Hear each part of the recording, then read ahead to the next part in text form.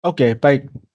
Pada pertemuan kali ini kita akan membahas tentang konsep metode optimasi dan kemudian kalau nanti ada waktu kita akan masuk ke materi tentang, formulasi permasalahan optimasi. Baik, eee, nah, sebenarnya kapan metode optimasi ini diterapkan di dalam, siklus, siklus pekerjaan keteknikan? Nah, metode optimasi ini biasanya diterapkan dalam proses desain.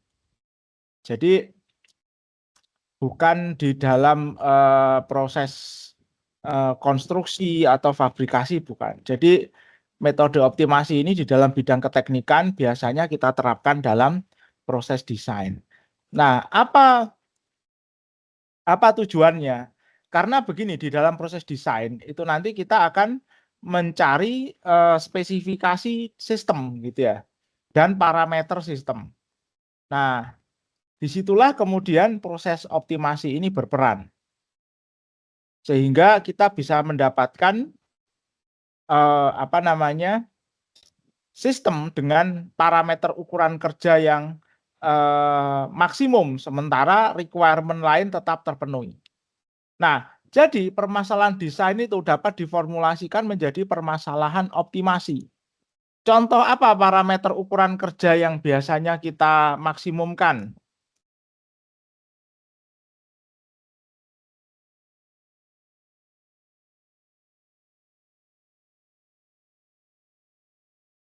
Nah, parameter kinerja kalau kita bicara contoh misalkan engine. Nah, itu ada apalah, misalkan daya,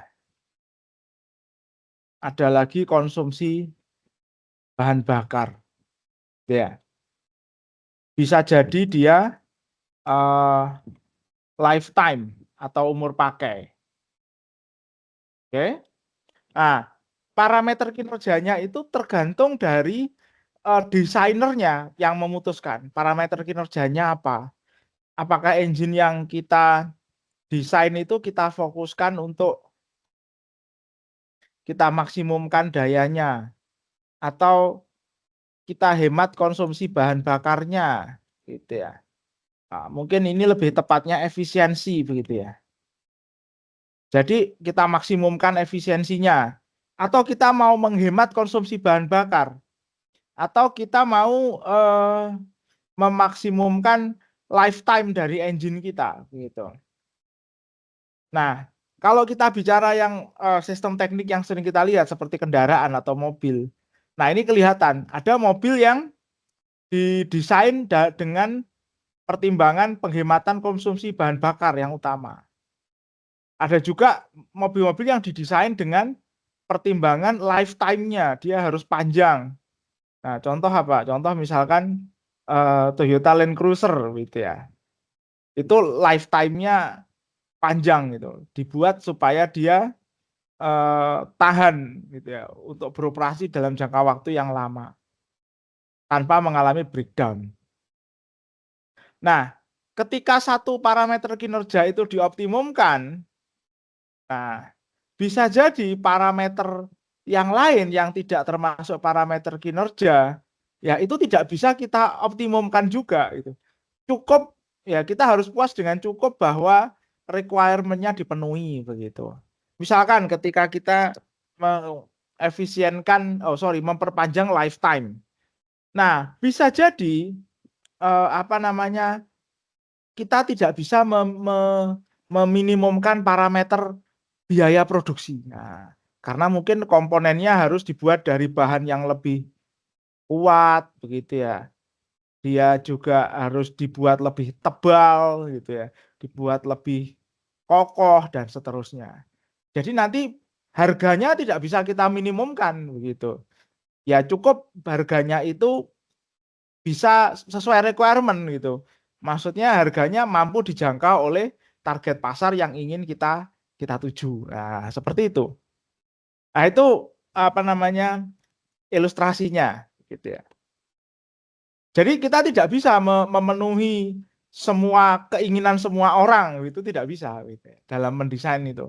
Ada orang yang ingin mendapatkan kendaraan berharga murah, ada orang yang ingin mendapatkan kenyamanan atau kemewahan, ada yang ingin kendaraannya lifetime-nya terpenuhi, ya itu nggak bisa. Kita penuhi semua itu nggak bisa, impossible itu.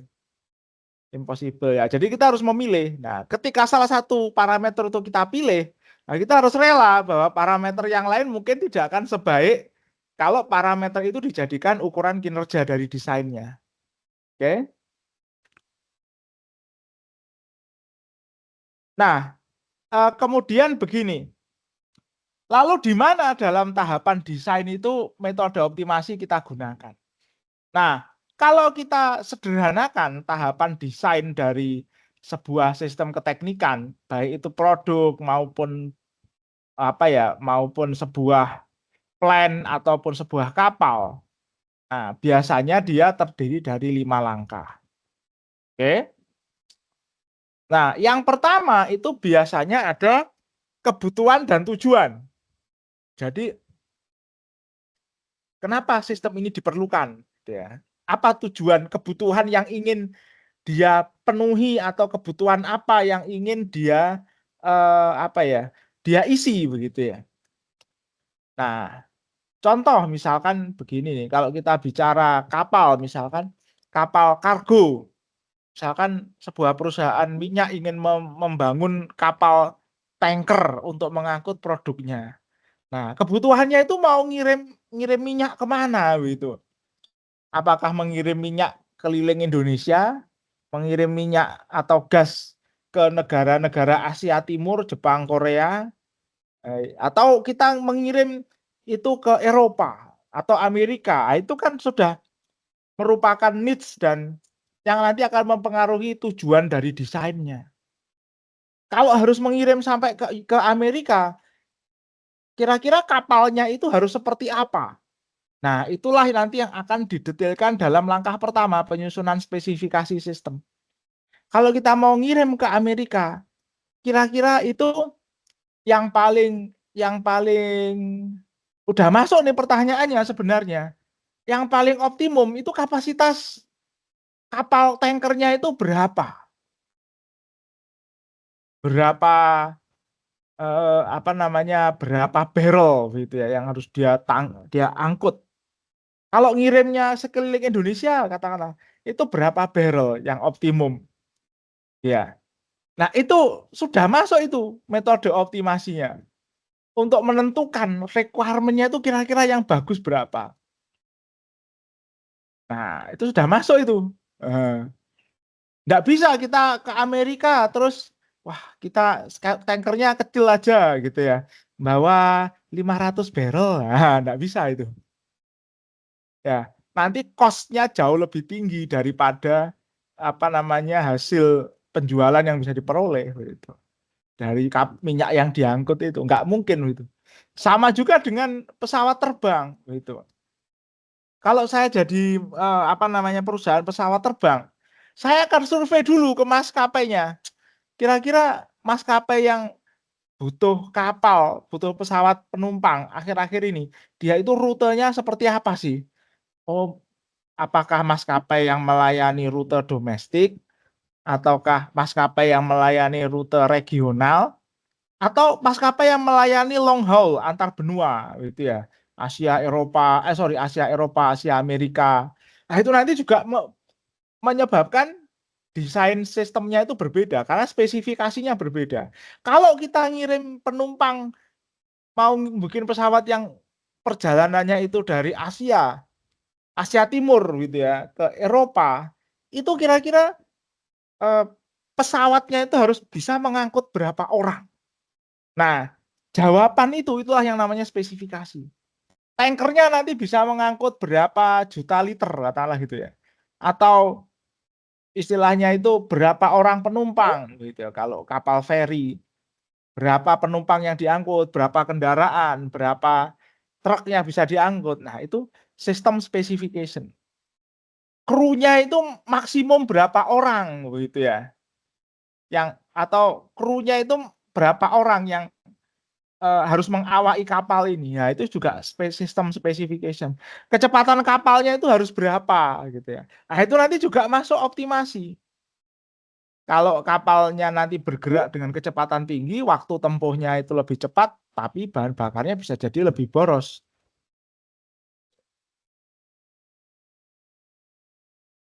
Kalau kapalnya berjalan lebih lambat, bisa jadi bahan bakarnya lebih hemat, tapi nggak sampai-sampai. Customer-nya ngamuk-ngamuk gitu kan. Nanti bisnisnya juga berkurang, pengantarannya lambat. Nah, itu titik temunya di mana itu gitu. Titik temu antara kecepatan dengan memenuhi harapan customer itu di mana titik temunya? Kecepatan berapa itu? Berapa knot itu? Nah, itu juga udah butuh optimasi di situ sebenarnya. Jadi sebenarnya metode optimasi itu bisa masuk di setiap lini, mulai dari system specification. Nah, di dalam preliminary design, yang angka kedua atau desain awal, itu yang dilakukan adalah pemilihan konsep. Pemilihan konsep itu seperti apa? Misalkan saya mau ngangkut apa namanya, gas alam dari dari pulau A, tempat sumurnya itu, ke misalkan kota B. Nah, itu gas alamnya mau saya angkut sebagai apa? Sebagai gas alam cair atau sebagai eh, kompres natural gas atau gas alam yang terkompresi. Itu konsepnya sudah beda nanti. Kapalnya itu, sistem di atas kapalnya nggak akan sama. Nah, itu sudah mempengaruhi yang nanti ngaruh juga ke cost of cost of construction ya.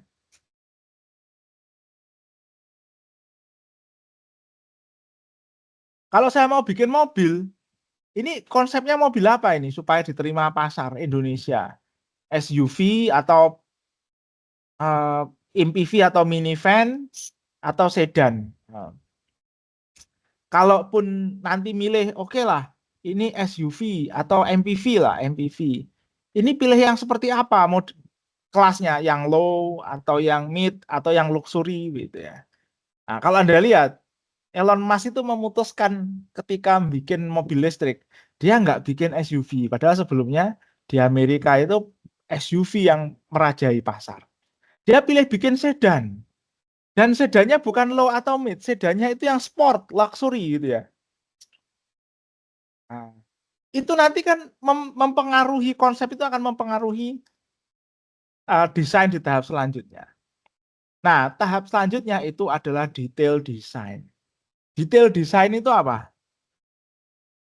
Tahap di mana parameter yang mencirikan sistem itu kita analisis sehingga keluar angkanya. Kalau di dalam sebuah kapal itu kan harus ada sistem penggerak. Nah, di dalam tahap desain detail itulah kita menentukan itu detail dari propellernya seperti apa, detail dari desain lambungnya bagaimana, gitu ya. Dia pakai appendages apa saja, gitu ya. Lalu nanti balas sistemnya itu ukurannya berapa. Nah, kurang lebih seperti itu. Lalu peletakan apakah peletakan tangki produk tangki kargonya ada di mana, tangki LNG-nya. Kemudian layout apa namanya ruang kemudi, layout apa namanya ruangan akomodasi kru dan lain sebagainya seperti apa. Nah, itu maksudnya tahap detail design. Nah, di tahap detail design ini sebenarnya kita lebih butuh lagi untuk menerapkan metode optimasi. Oke?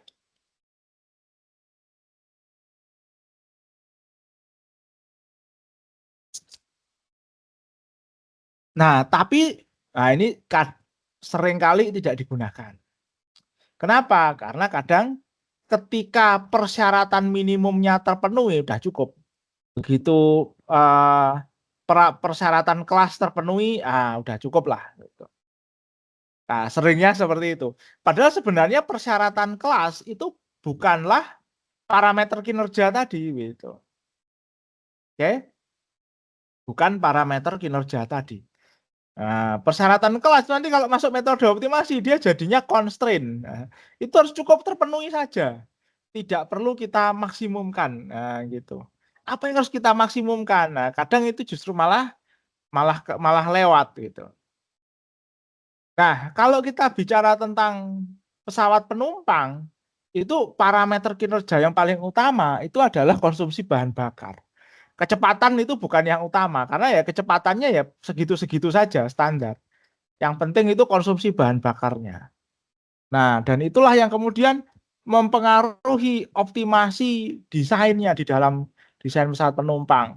Kalau Anda lihat pesawat penumpang itu sekarang memasang engine-nya itu agak maju ke depan. Jadi kalau Anda pernah lihat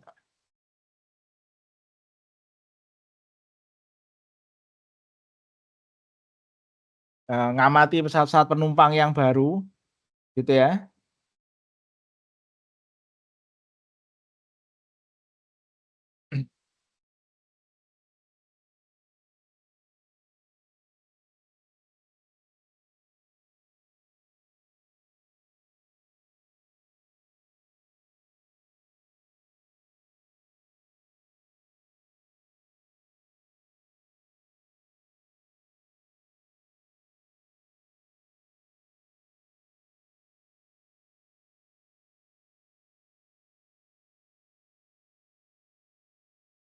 Oke, Anda bisa lihat pas di sayap pesawat itu, nah, engine-nya itu dipasang agak maju ke depan sekarang. Eee, Kenapa? Supaya bisa dipasang engine yang ukurannya lebih besar. Nah, itu juga bagian dari proses persaingan. Supaya apa? Supaya pesawatnya bisa bergerak menempuh jarak yang lebih jauh lagi. Nah, itu salah satu sumber permasalahan begitu. Karena beberapa pesawat itu ketika engine-nya sorry, ada pesawat ya yang ketika engine-nya dipasang, mesin jetnya itu dipasang agak maju ke depan begini, nah itu pesawatnya nggak stabil. Ya, itulah yang kemudian menjadi sumber kecelakaan dari pesawat apa kemarin ya, Lion Air itu yang di apa, di Laut Jawa. Jadi dulu Lion Air menyewa Boeing, Boeing menggunakan desain seperti ini, tapi karena, aspek yang lain menyebabkan apa, pesawatnya nggak stabil. Dia ketika dipasang engine-nya agak ke depan, pesawatnya itu cenderung miring ke atas begini. Ah, nah, kalau dia miring ke atas, dia harus dikoreksi supaya tidak mengalami stall. Nah, ini kemarin software koreksinya ini masalah, sehingga pesawatnya akhirnya mengalami kecelakaan dan di-grounded akhirnya. Nah, tapi pertimbangan-pertimbangan perubahan-perubahan seperti ini, nah memang biasanya mengikuti, usaha untuk melakukan optimasi terhadap desain. Oke. Nah, langkah keempat limanya setelah melakukan desain, melakukan detail desain biasanya dilakukan pembuatan prototipe dan pengujian. Nah, yang menarik itu begini, kalau Anda lihat setelah preliminary design, ini ada, garis yang balik ke belakang, oke. Apa maksudnya ini? Preliminary design itu kan pemilihan konsep. Nah, ketika tahap pemilihan konsep ini ternyata tidak menghasilkan konsep yang bagus, ya balik lagi ke depan. Kita review lagi kebutuhannya seperti apa, spesifikasi sistemnya bagaimana, direview lagi. Nah, sama juga di tahap, apa namanya, di tahap detail desain, ini juga ada, panah yang balik ke belakang, balik ke sini, maupun balik ke, belakang sini ataupun balik lagi ke sini, gitu ya. Nah, nanti juga sama setelah pembuatan prototipe ada panah yang balik, ini juga ada panah yang balik. Jadi proses mendesain itu proses yang iteratif, dia seperti looping gitu, seperti, lingkaran, dia berputar terus sampai dicapai final design yang dirasa memuaskan. Jadi bukan proses yang sekali jalan terus selesai gitu, bukan. Nah, ini prosesnya panjang. Oke. Nah, yang kedua, mengapa diperlukan optimasi dalam proses desain? Nah, jawabannya ada 2. Yang utama sebenarnya satu ini sih, supaya perusahaan yang akan memproduksi dan menjual produk itu, dia memiliki competitive advantage dibandingkan pesaingnya, gitu ya. Jadi dia memiliki keunggulan dibandingkan pesaing, baik itu dari sisi biaya, atau dari sisi kualitas produk, atau dari sisi delivery time-nya, gitu. Jadi misal ada 2 galangan kapal, dia menerima, eee, pesanan yang sama, ya, penawaran pembuatan kapal yang sama. Satu galangan metode produksinya bisa menyelesaikan kapal itu dalam jangka waktu katakanlah 4 bulan. Galangan yang kedua, dia berusaha mengoptimasi proses fabrikasinya, gitu ya, sehingga dia bisa menghemat waktunya 3 bulan. Nah, kalau itu nanti kualitas dan harga yang ditawarkan mirip, bisa jadi owner-nya milih yang, produksinya lebih cepat, gitu. Nah, itu namanya competitive advantage, keunggulan kompetitif dibandingkan pesaing. Nah, dalam bidang apa? Ya biasanya kalau urusannya teknik ada 3, quality, cost, dan delivery. Oke, apa perbedaan proses desain yang konvensional dan yang optimum design? Nah, yang pertama perbedaannya adalah ini, langkah ke-0 di dalam desain optimum itu, eee, yaitu kita memformulasikan permasalahan desain sebagai permasalahan optimasi, ya.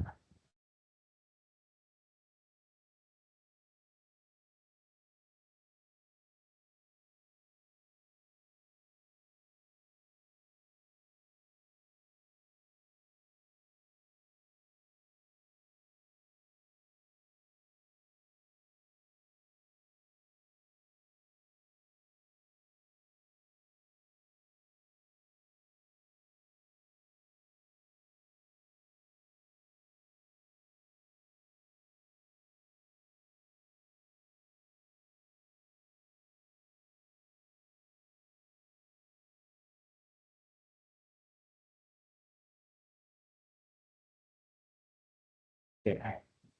Jadi yang pertama bedanya di langkah ke-0 ini, oke.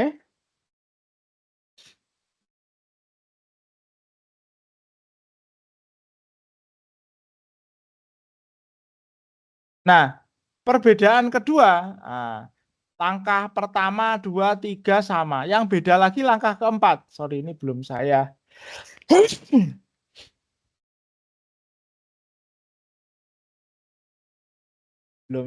berikan, apa, emphasis gitu ya.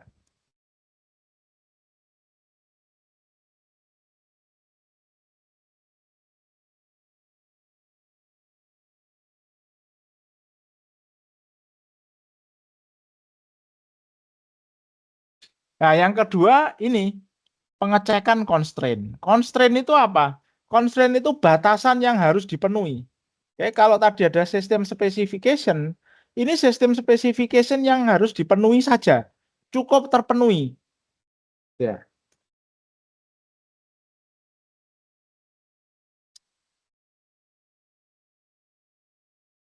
Contohnya apa kalau kita mendesain engine?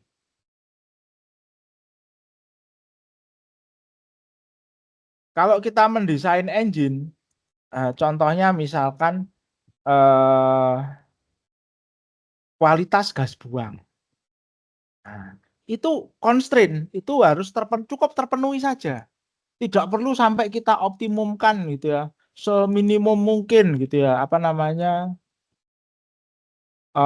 kadar CO-nya begitu. Nah, tapi itu cukup terpenuhi saja. Nah, kalau nanti di desain konvensional yang jadi fokus bukan ngecek constraint, tapi ngecek performance kriterianya terpenuhi apa enggak. Efisiensinya yang mau kita capai itu kira-kira ini sudah masih bisa ditingkatkan lagi enggak? Nah, itu yang bedanya. Loh, kalau di yang optimum design bagaimana? Nah, ketika kita memformulasikan desain sebagai masalah optimasi, otomatis nanti algoritma penyelesaian masalahnya, penyelesaian sistem metode optimasinya akan mencari titik optimumnya. Gitu. Performance kriterianya itu pasti dicari titik optimumnya. Yang jadi masalah apakah constraint-nya terpenuhi atau tidak, gitu. Nah, kalau di konvensional kita berangkatnya dari memenuhi constraint-nya dulu, memenuhi batasannya dulu, baru nanti kriterianya dicek itu. Performanya masuk apa enggak? Kalau masuk, kalau enggak masuk geser gitu ya. Nah, ini perbedaannya. Oke. Nah, kemudian next. Yang berbeda adalah ini tadi ya. Langkah keempat.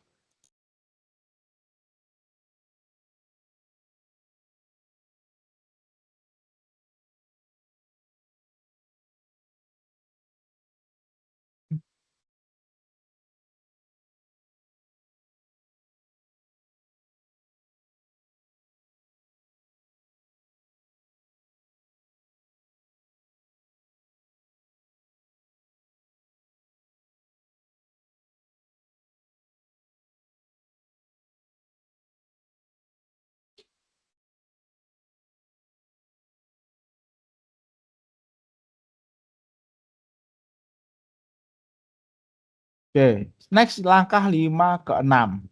Nah, 5 6 ini kalau di optimum design yang dilakukan pengecekan adalah kriteria konvergensinya. Oke. Nanti akan kita bahas apa yang dimaksud dengan kriteria konvergensi ini. Nah, kalau di desain konvensional itu biasanya kita cek apakah desain ini sudah memuaskan atau belum. Kalau sudah kita anggap memuaskan ya udah kita berhenti. Nah, kalau belum memuaskan ya kemudian desainnya kita revisi sesuai dengan pengalaman atau heuristik. Heuristik itu seperti ini ya, seperti kebiasaan gitu ya. Seperti SOP yang sudah ada. Nah, kemudian balik lagi menganalisa sistem. Nah, di optimum design ini desainnya kalau belum memiliki diupdate menggunakan metodologi design optimization ya, metode optimasi, kemudian balik lagi menganalisa sistem, ngecek constraint dan seterusnya.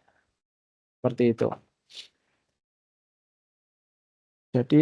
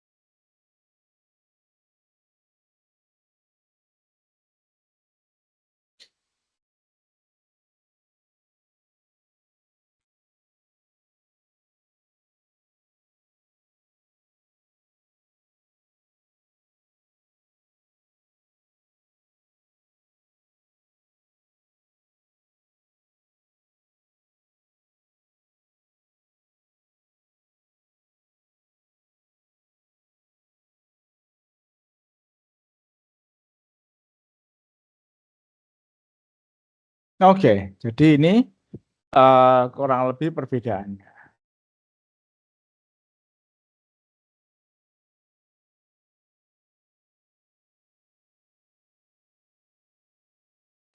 Oke,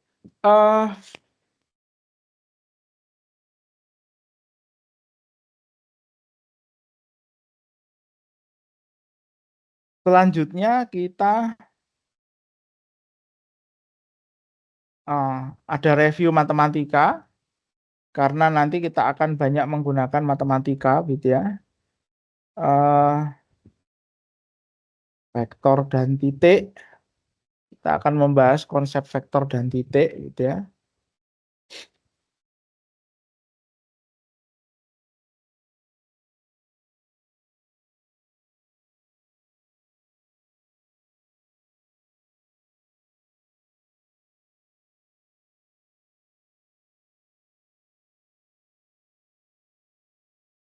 Titik adalah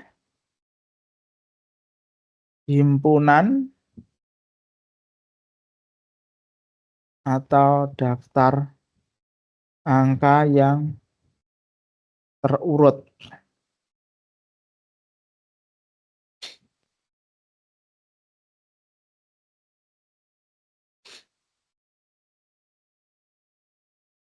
Oke, ini definisi titik ya.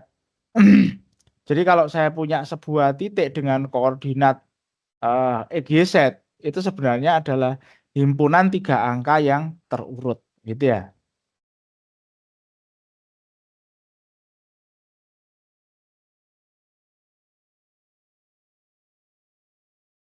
Jadi titik P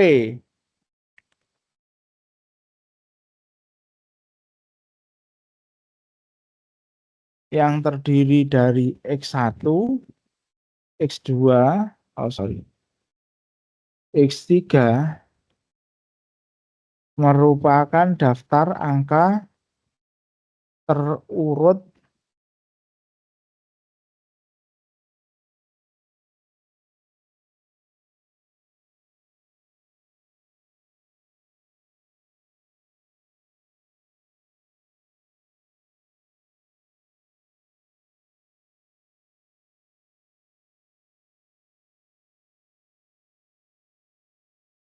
oke. Jadi kalau saya punya sebuah titik, ya, titik P yang koordinatnya itu adalah X1, X2, X3, sebenarnya dia merupakan daftar angka yang tersusun dari angka X1, X2, X3, gitu ya. Saya tulis di bawah aja ya.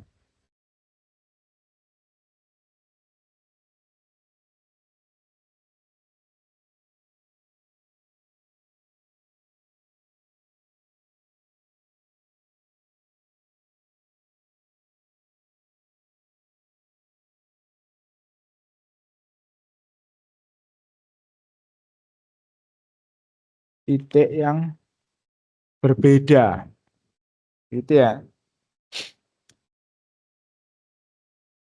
Oke.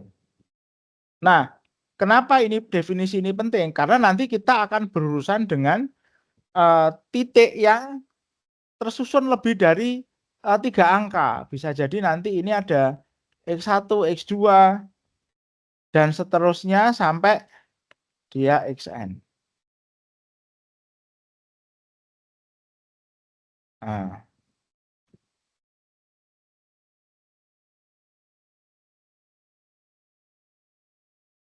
oke.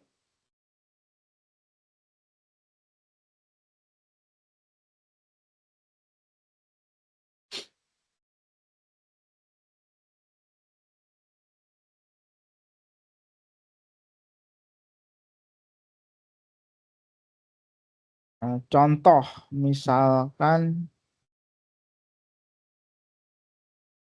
P 2, min 3,1, 1,5, min 4. Oke. Jadi ini contoh titik yang terdiri dari tersusun dari 1, 2, 3, 4, 4 angka. Oke. Nanti jumlah angka ini biasanya kita sebut sebagai dimensi, gitu ya.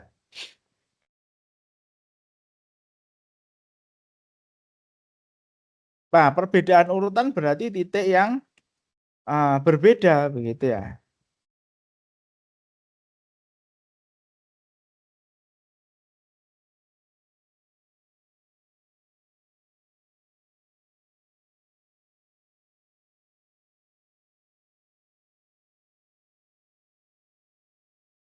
Misal ini,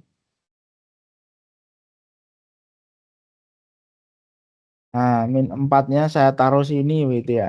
Nah ini meskipun angkanya sama, tapi kalau urutannya tidak sama,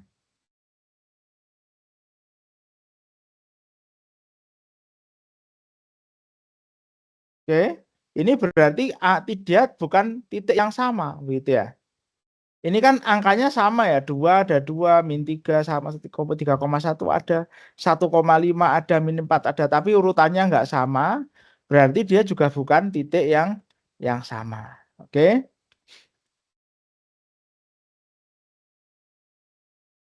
Nah, selain ditulis sebagai, apa namanya, ditulis sebagai ini, apa, sebagai titik natasi koordinat begini,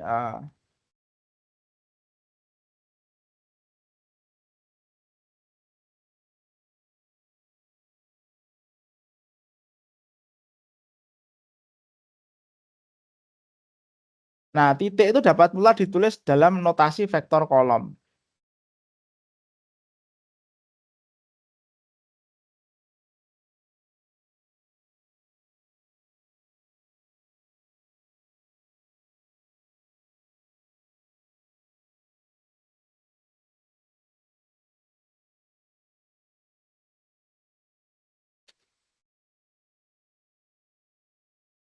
Oke, contoh.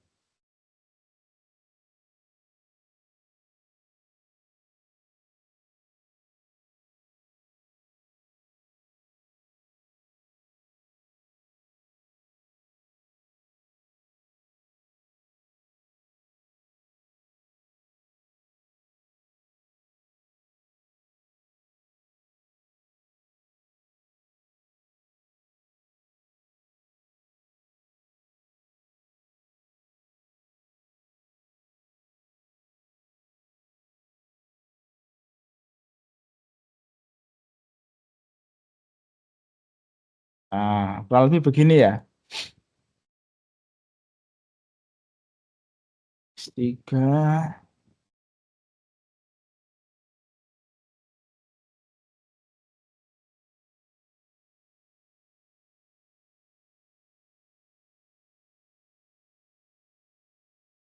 ya. Ini bisa kita tulis seperti ini. Nah, ini jangan pakai P ya, kita Q. Ini biar nggak bingung, ini saya kasih Q, saya kasih L.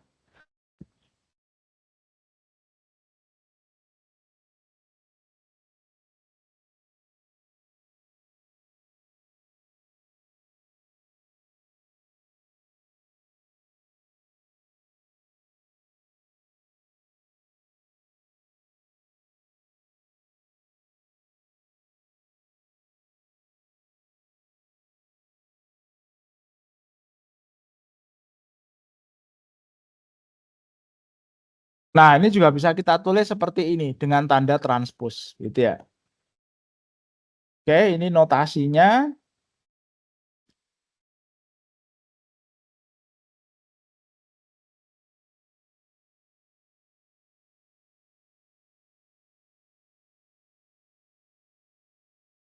Nah, ketika ini kita tulis dalam bentuk transpose, ini kita sebut sebagai n vektor. Oke.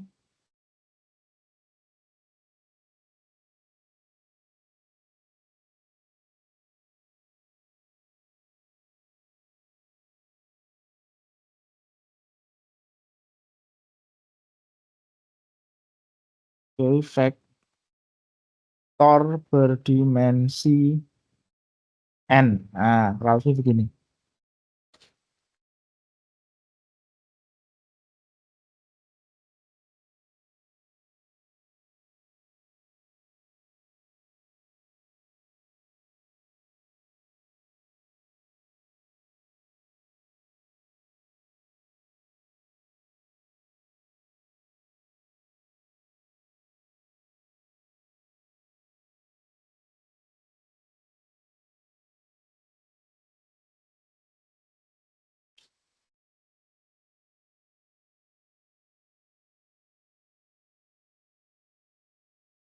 Oke.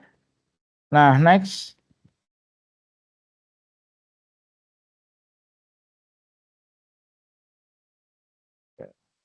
Jadi, vektor ini bisa kita ilustrasikan sebagai titik, dan titik bisa kita ilustrasikan sebagai vektor. Nah, kita bisa anggap sebagai vektor ketika kita bisa menentukan basis koordinatnya, gitu ya, di mana. Oke. Sorry. Nah, di dalam mata kuliah ini, istilah vektor dan titik digunakan dan diartikan sama. Oke?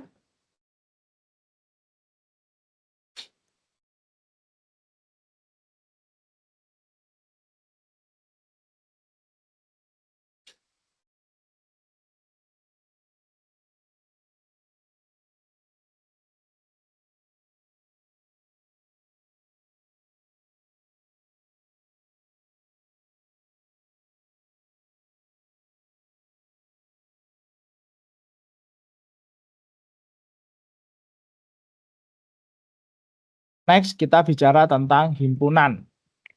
Oke?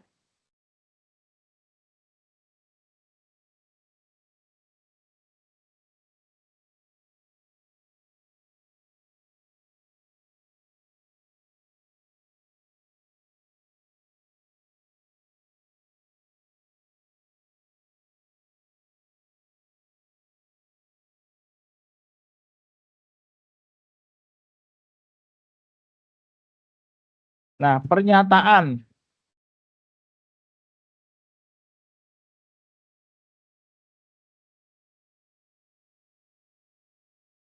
sebuah himpunan S, ya, ditulis dengan huruf besar ya,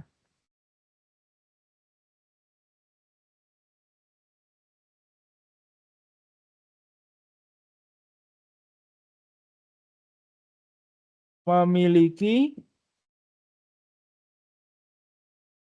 sorry, adalah himpunan semua titik, gitu ya, yang memiliki 3 komponen dengan komponen terakhir sama dengan 3.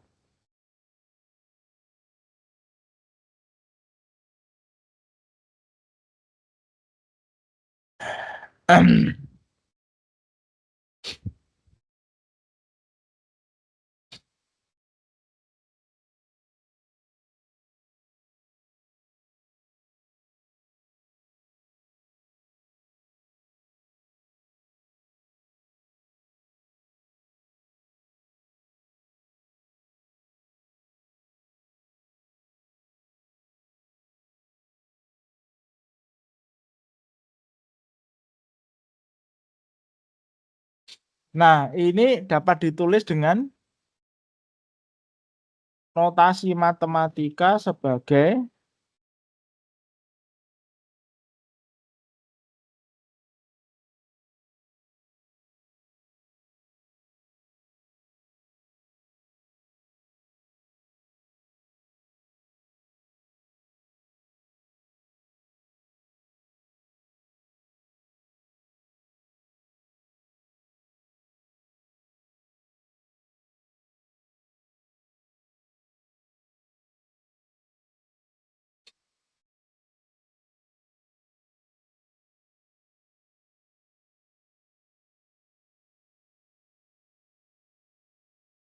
mat F X sama dengan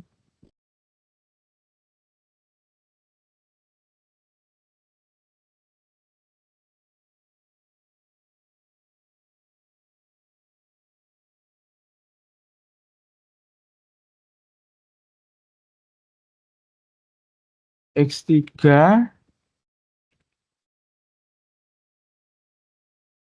di mana X3 sama dengan 3. Nah, oke. Jadi pernyataan ini dapat kita tulis seperti ini. Nah, ini saya bold.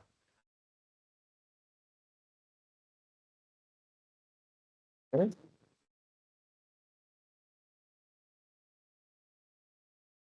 Jadi namanya harus huruf besar.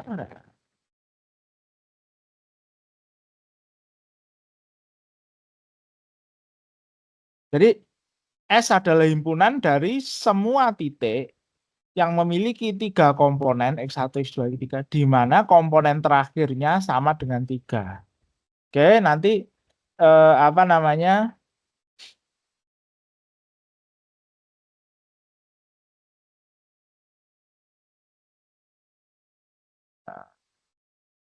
bisa kita tulis seperti itu.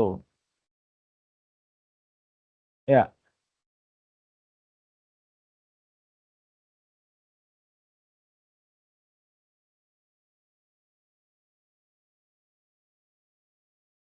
oke. Nah, contoh kedua.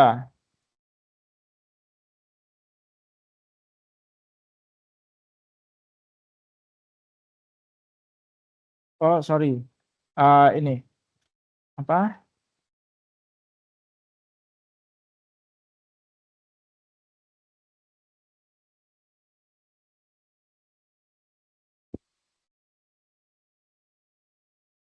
anggota himpunan itu kita namakan sebagai elemen.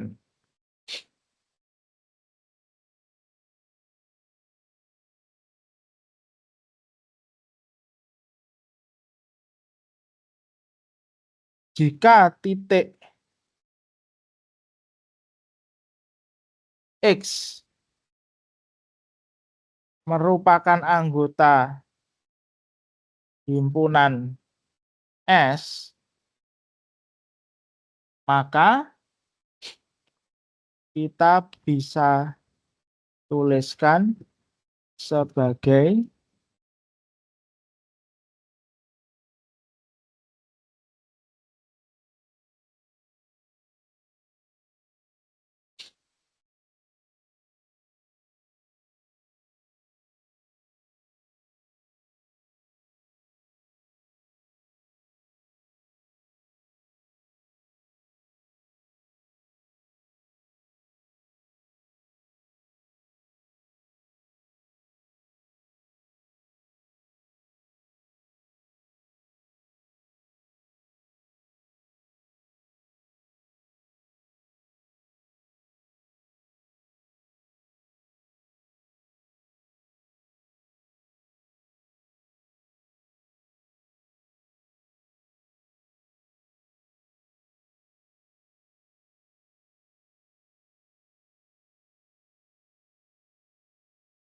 oh, sorry.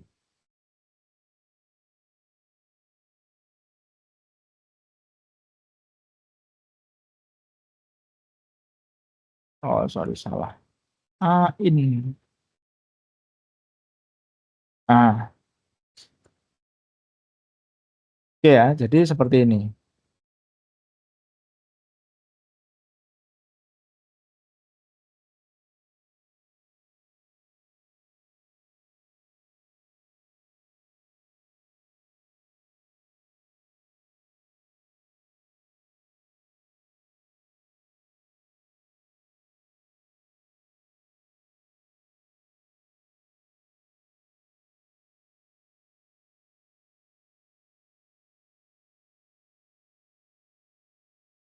Nah, notasi ini memungkinkan kita untuk menulis atau merepresentasikan lingkaran itu seperti ini. Jadi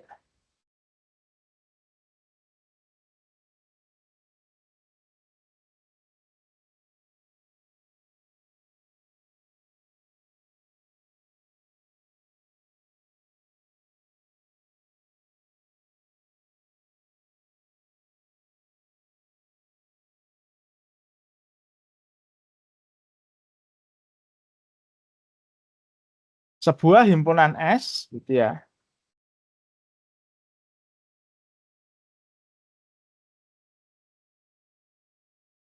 yang beranggotakan gitu ya,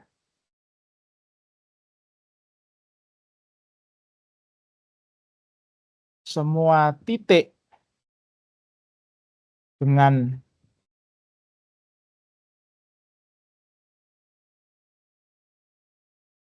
elemen bilangan real R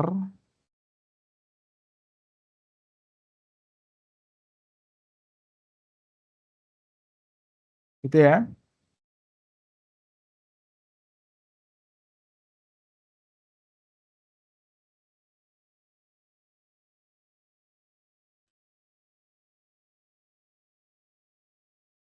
pada bidang X1, X2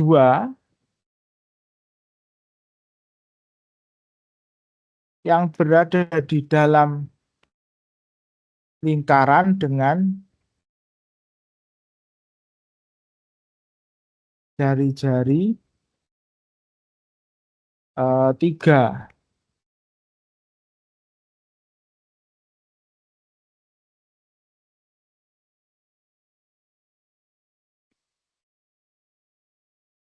Dapat ditulis dengan notasi sorry, salah.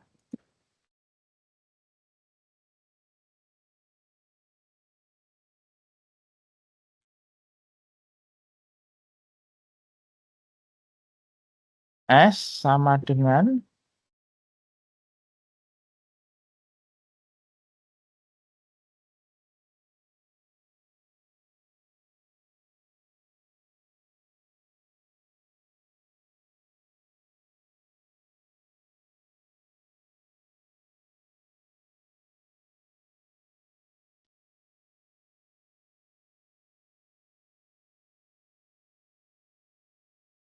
di mana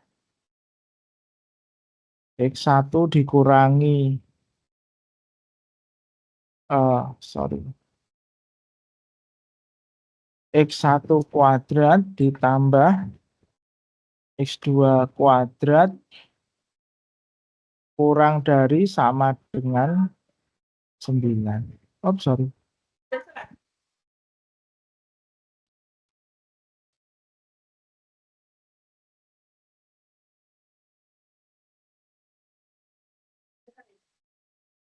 Oh, sorry.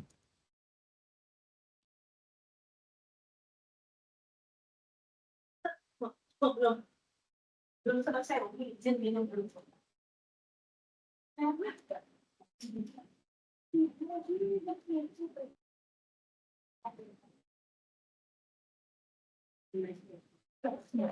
Okay.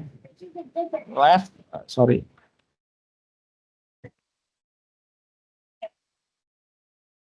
X1 kuadrat ditambah X2 kuadrat kurang dari 9. Oke. Nah, jadi pernyataan seperti ini dapat ditulis begini ya, kurang lebih. Nah, ini kalau kita tambahkan misalkan dengan titik pusat ya, titik 4,4 gitu ya, misalkan begitu. Nah, maka ini dikurangi 4. Nah, kita bisa tuliskan menggunakan notasi seperti ini. Nah,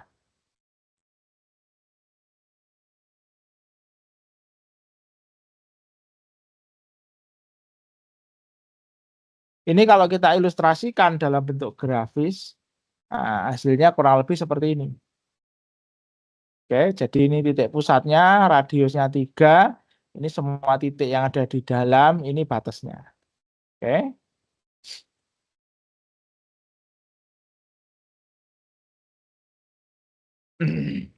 Nah, jadi ini formula di sini ini kurang dari 9 ini merupakan constraint ini.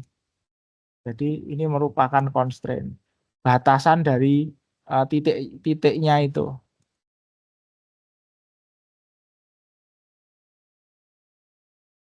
Oke.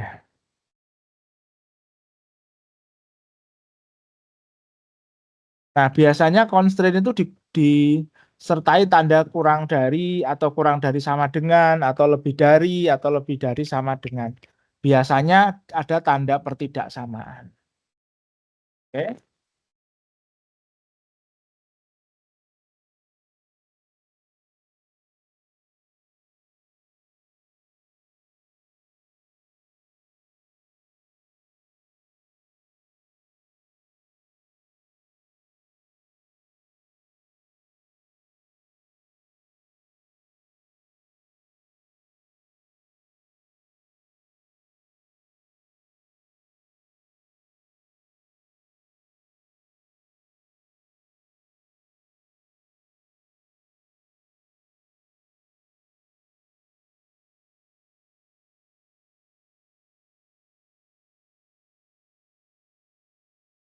Oke.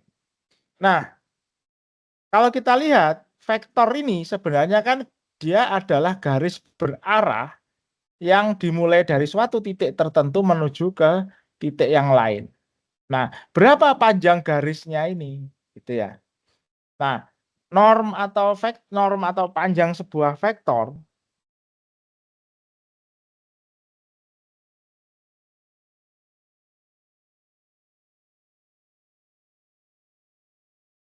dapat dinyatakan sebagai sebuah vektor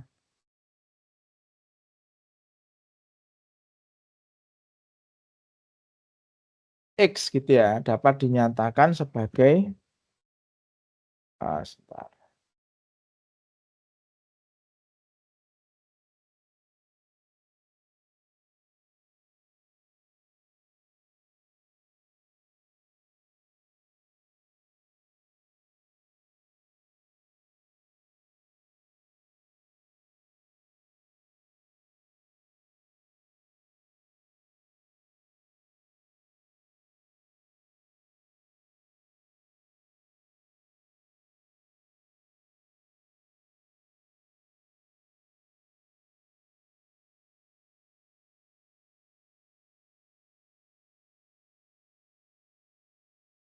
Oke, di mana ini sama dengan akar gitu ya,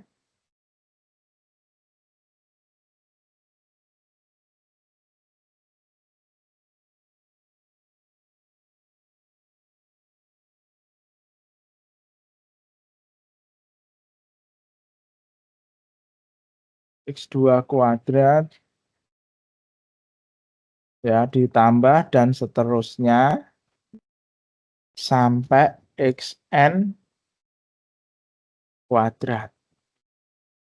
Atau ini bisa kita tulis ya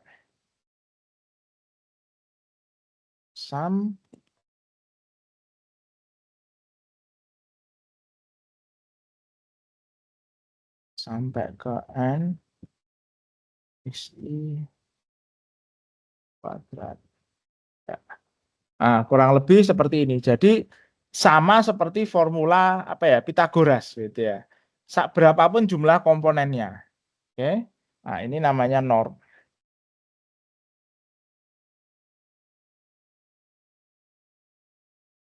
Oke.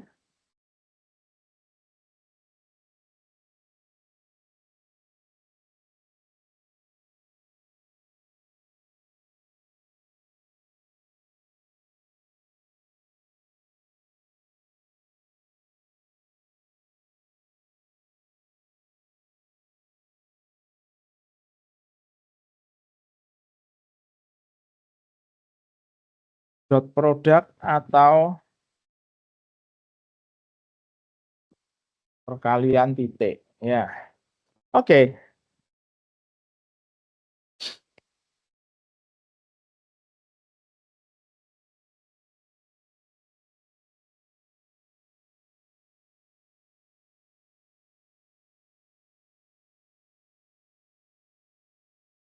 Perkalian titik dari dua vektor dengan basis sama menghasilkan skalar.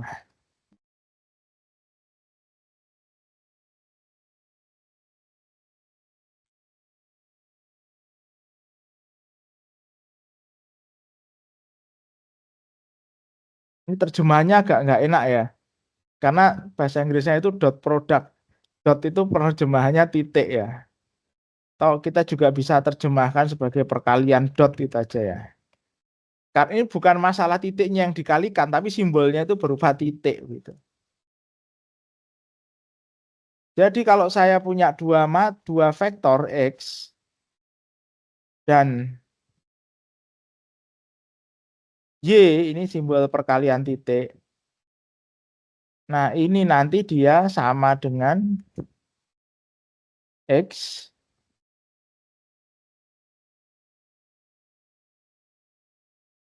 kali Y cos theta. Maaf. Oke.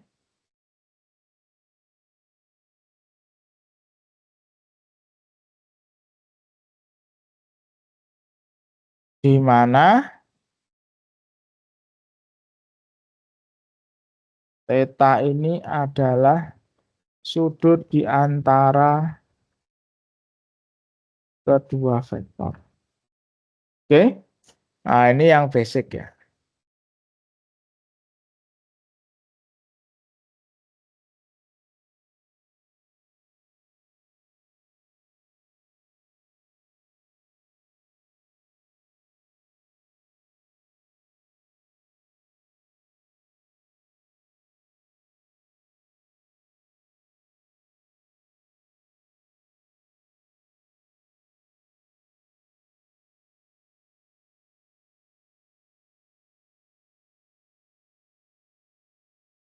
Oke.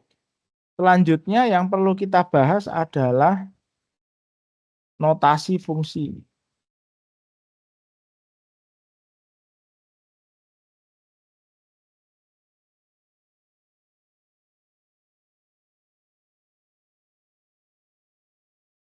Oke. Sebentar. Kita bahas fungsi beberapa variabel.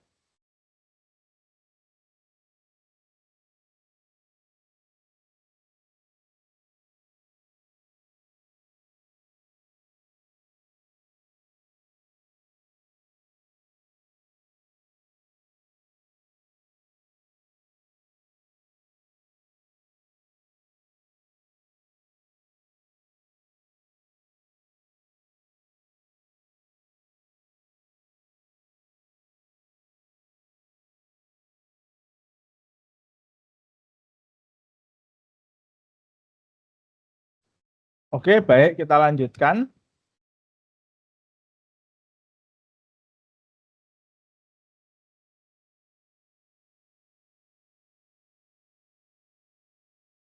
Nah, sebuah fungsi eh,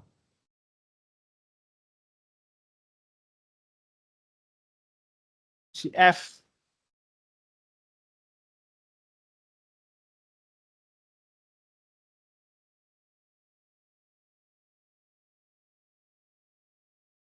Oke,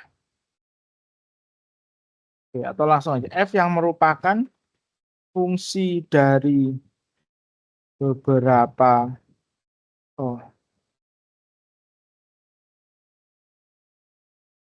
sejumlah n variabel bebas ya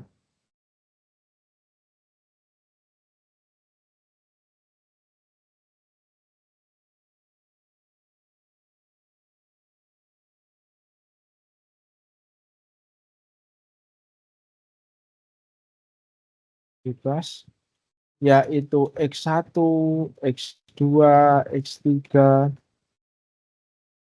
sampai xn dapat ditulis sebagai gitu ya.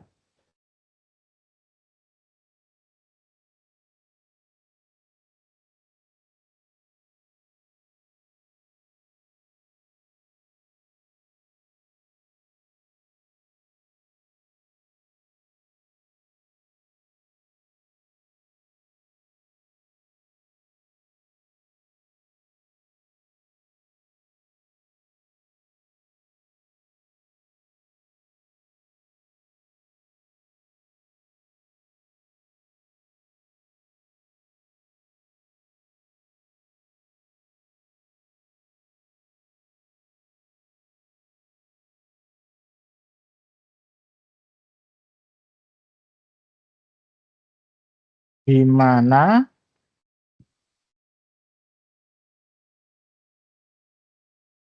x ini ya itu adalah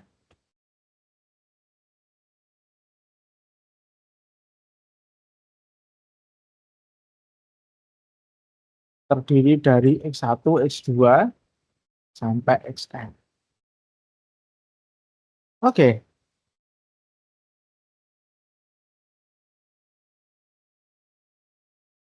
Jika terdapat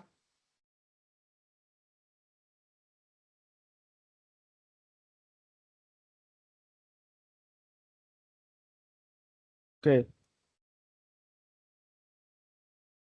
untuk membedakan satu fungsi dengan fungsi yang lain digunakan subscript di bawah nama fungsi.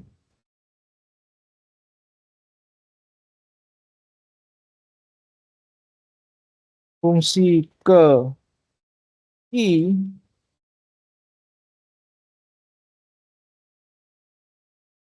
ditulis sebagai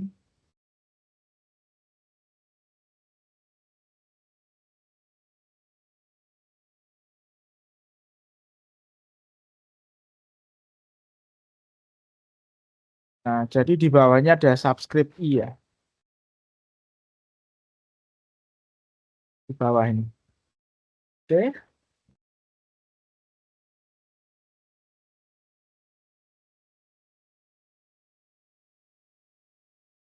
terdapat sejumlah fungsi. Oh, sorry. Sejumlah M fungsi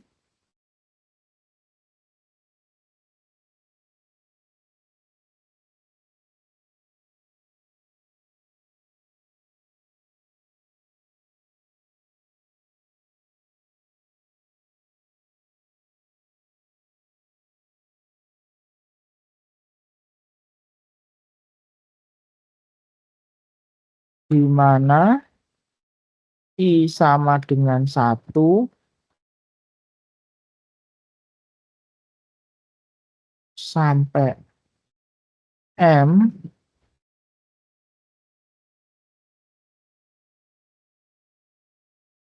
maka ini bisa kita tulis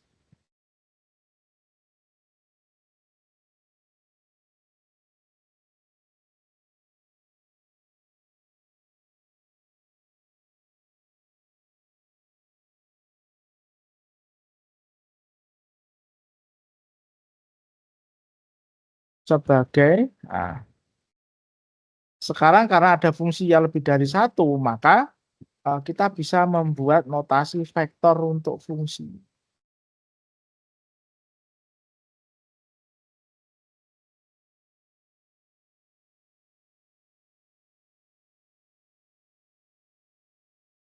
Oh, sorry.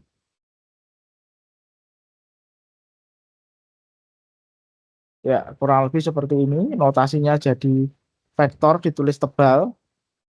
Oke.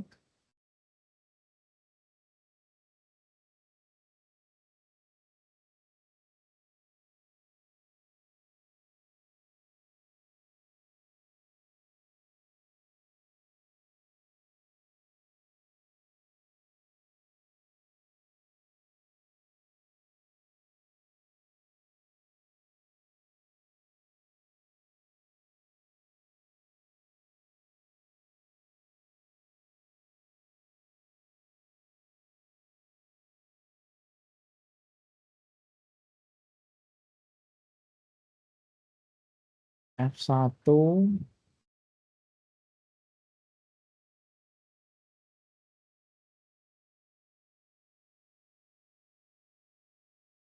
F2, F3,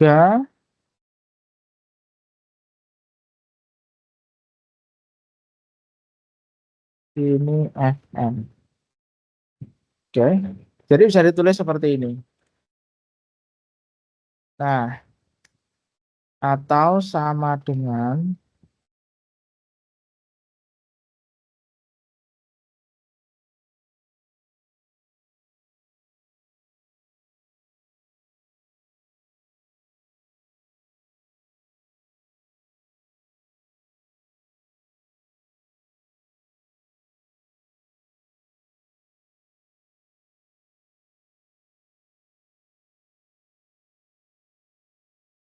F3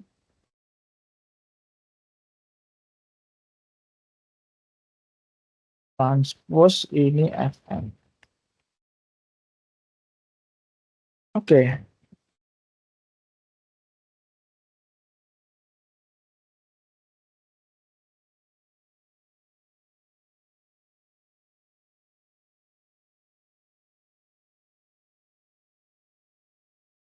Catatan tentang notasi vektor. Vektor dapat ditulis dengan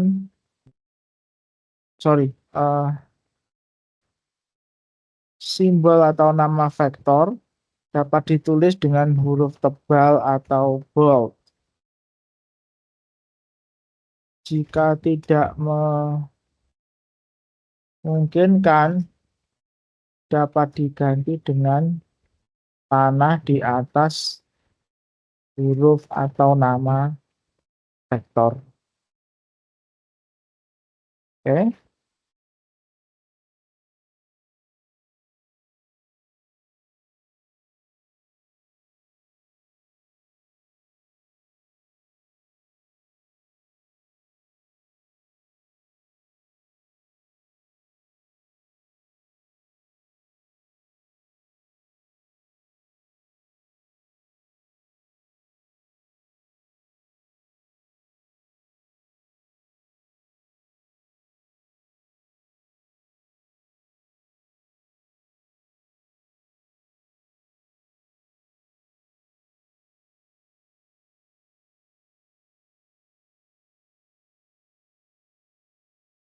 Nah, jadi begini ya, bold ini sama dengan panah ya. Nanti silakan kalau tidak memungkinkan menulis bold, gunakan aja panah di atas.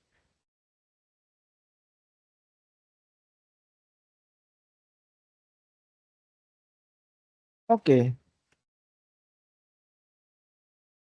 kita bicara tentang turunan parsial. Ini agak advance sedikit ya. Oke. Eh, jadi karena fungsi vektor itu fungsi yang bernilai vektor, ya, fungsi vektor itu variabel bebasnya banyak, maka dia bisa diturunkan terhadap setiap variabel bebasnya.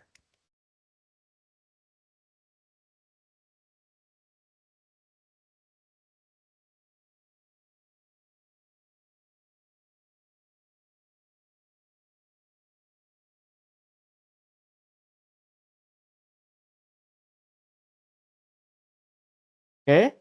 Jadi kalau penyusunnya itu ada X1, X2, X3 sampai Xn, maka dia dapat diturunkan terhadap X1, terhadap X2, terhadap X3 dan sampai Xn. Oke ya. Nah,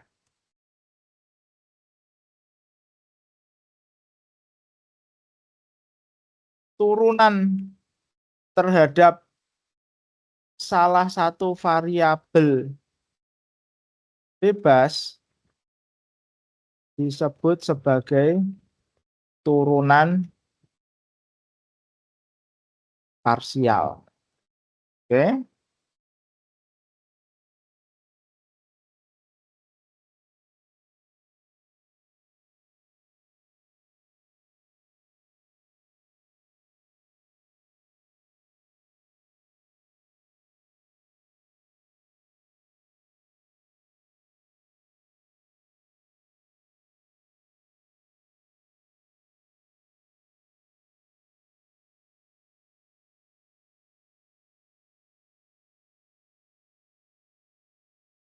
Nah, simbolnya seperti ini. D yang miring begini ya. Sementara D yang biasa itu digunakan sebagai simbol turunan total.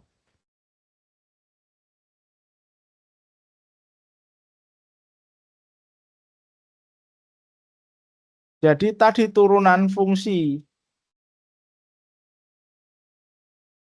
eh,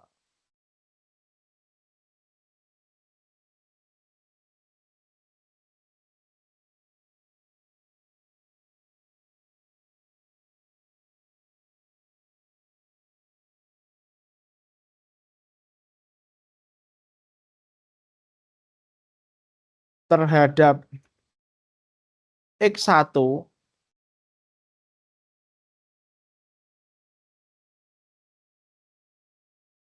dapat ditulis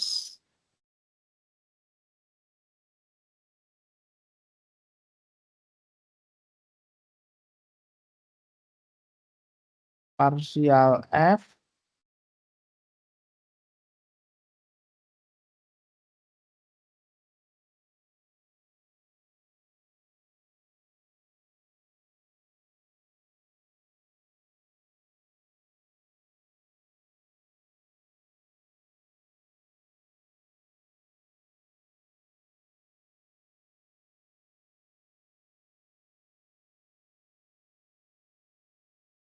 oke.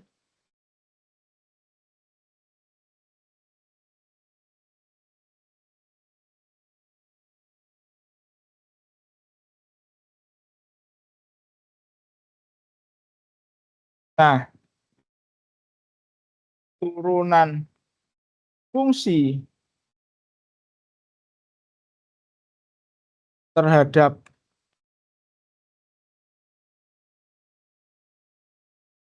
ke I ini bisa kita tulis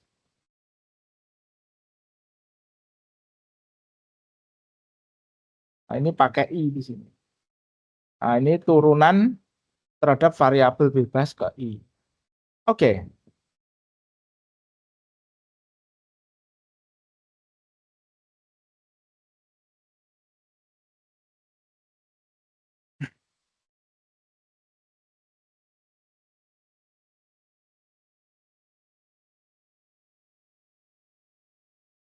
Vektor yang tersusun dari turunan parsial semua variabel bebas disebut sebagai gradien. Oke?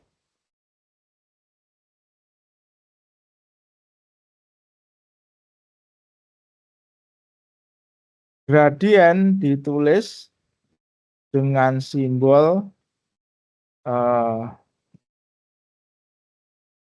delta terbalik.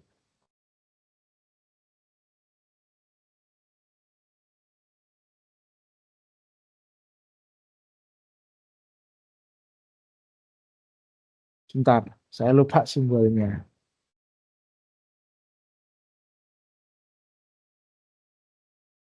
Oke? Nah,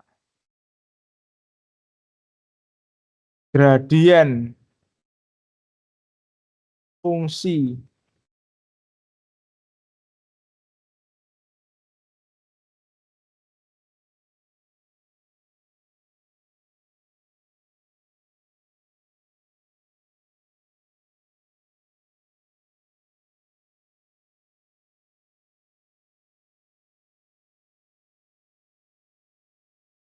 nabla ini ya. Oh, sorry. Nabla F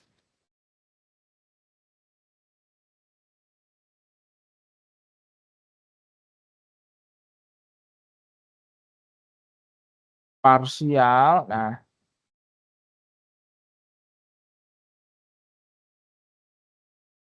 ini juga ini juga parsial tapi bawahnya X-nya pakai vektor.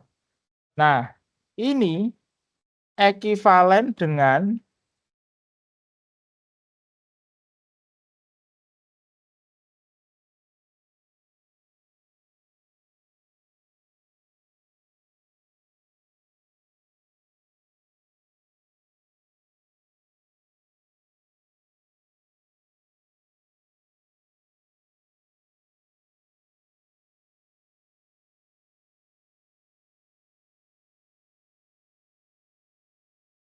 X1 turun terhadap X2 terhadap X3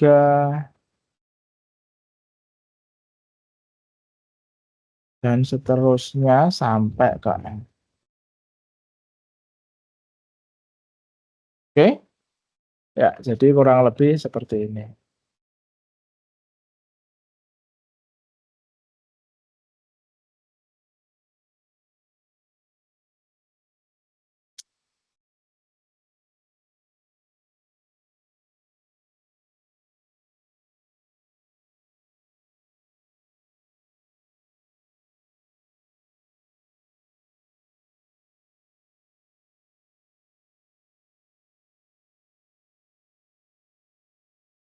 Oke.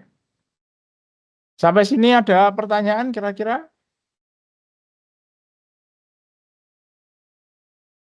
Sebelum kita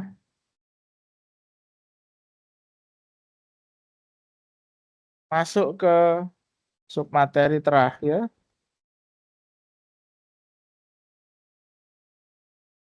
tentang turunan parsial kedua. Oke. Nah, kalau tadi turunan parsial pertama ini variabelnya hanya satu, nanti turunan parsial kedua itu bisa diturunkan turunan parsial pertamanya diturunkan terhadap variabel yang lain atau variabel yang sama.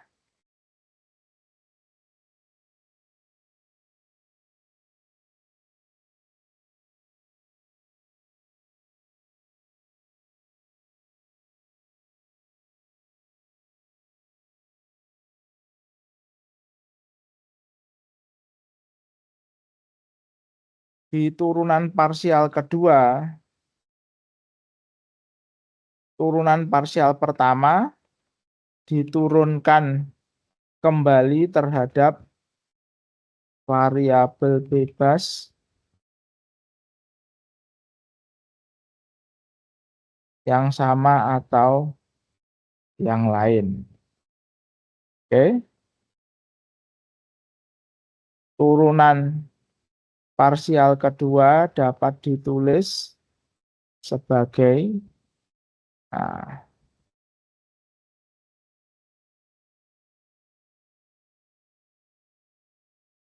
sebentar, saya ambil dari sini.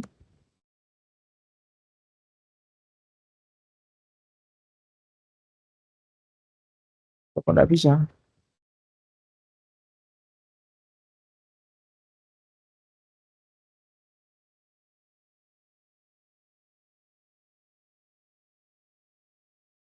Oh,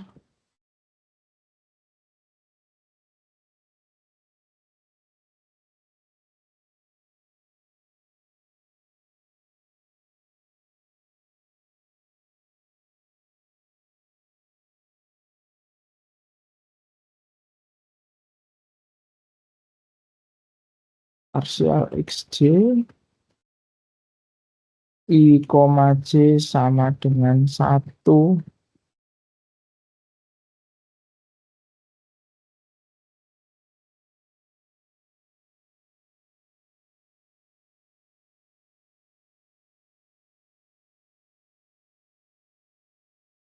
It's, oh sorry.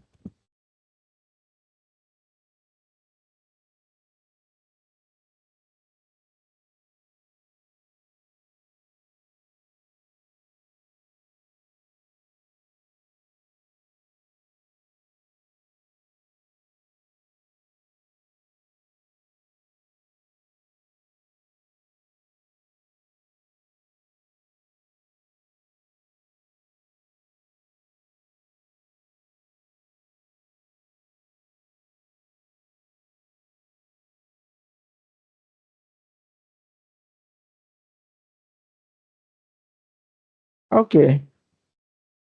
Nah, eh,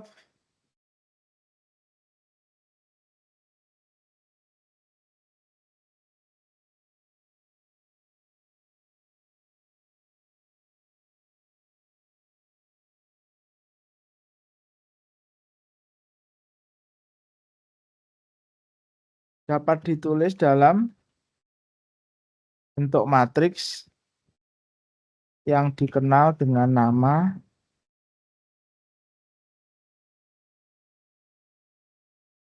matriks Hessian.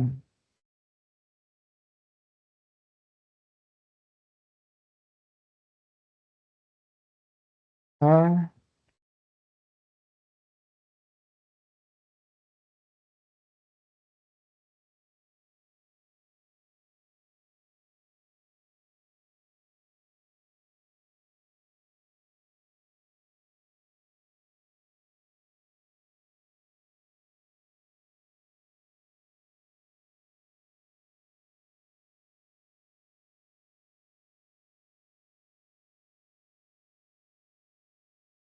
Nah, di mana ini kalau kita tulis simbolnya menggunakan nabla, turunan kedua ini nanti menjadi eh, nabla kuadrat